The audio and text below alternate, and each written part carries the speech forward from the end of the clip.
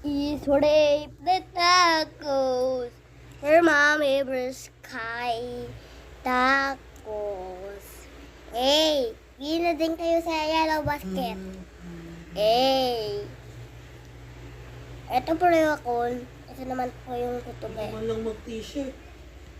Is rape the tacos. Para mommy was sky tacos. Hey! Ito po, Hey! Meron pa ako in order. Is-rape the tacos. Per mama the sky. Tacos. Per mama the sky. Anong gusto mo dito? Ha? Sarakon. Ito kasi nagnanakaw to ng yan. Nagnanakaw yan ng mga produkto sa Glowa Garden. Yan. Ayan. Ito naman, ayan, pinakamahal yan sa buong mundo. Ayan. Ito naman, nagnanakaw to ng prutas. Wala na nga sa akin nagbigay na ito, kaya may dinosaur na lang ako. At ito pa. Pinakamaganda dito, gold. At yung pinakamaganda, gold. Is-rape the tacos. Is-rape the tacos. Yum. Is-rape the tacos. Ano po yung pakpak niya po? Ayan.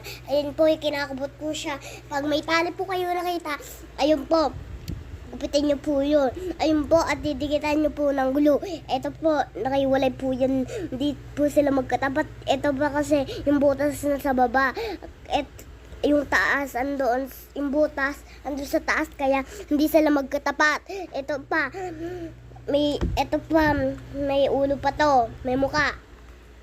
Mahaba po yung niya po, may matulis-tulis pa dito. Ito po, pakpak niya po, 1, 2, 3, 4. 4 po yung pakpak niya po. Ito po, kita niya po yan, square. Kung bibili lang kayo, mura lang to. 2 pesos. Sige, bumili na kayo. Sige. Bumili na kayo.